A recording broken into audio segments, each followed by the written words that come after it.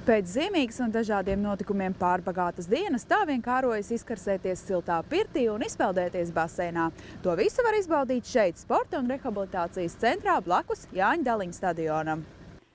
Sporta un rehabilitācijas centrā mani sagaida laipna administratori vārdā Anete. Meitene vispirms iesaka veikt detoks spā procedūru, kuras laikā caur kāju pēdām no organisma izveda kaitīgos toksīnus. Vispirms kājas ievietoju siltā, jonizētā ūdenī, un lai procedūra būtu efektīvāka, ap vidukli man tiek aplikta sildoša josta, un tā pavadu aptuveni pusstundu. Mēs varam secināt, ka mūsu organisms ir netīrs. Ja? Kad viņu vajag attīrīt ar šādām procedūrām, tad šādas procedūras ir jāveic. Šo procedūru vajadzētu veikt 10 reizes, dienu vai 2 dienas starpā. Un pēc šīm ūdens krāsām var redzēt, kas tieši ir attīrījies no organisma. Jā. Tātad oranžā krāsa, kas bija sākumā, tās bija locītavas un nieres. Un tumšie plankumi nozīmē, ka ir melnie toksīni atbrīvojušies no aknām. Pēc šīs procedūras mani palutina rehabilitācijas centra masiere, jo masāža ir veids, kā atslābināt muskuļus, mazināt sāpes un uzlabot asinsriti.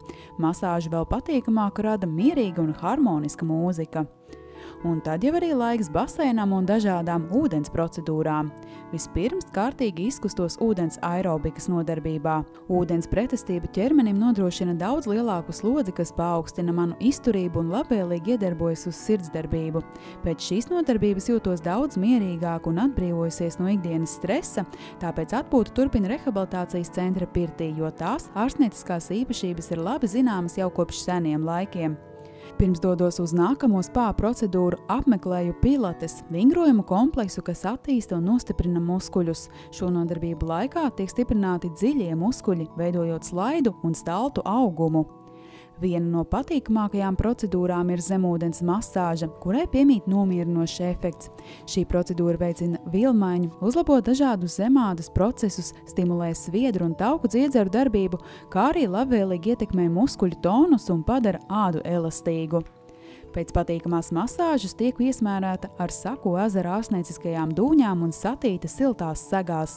Šādi pavadu vēl aptuveni 40 minūtes, kuru laikā dūņas iedarbojas uz manu elpošanu, asinsriti, vielmaiņu un imūnsistēmu, veicinot organisma aizsargspējas. Pavadītais vakars Sporta un rehabilitācijas centrā man sniedza patiesu gandarījumu un baudu, līdzīgi kā viss pārējais Valmieras pusē ziemā piedzīvotais.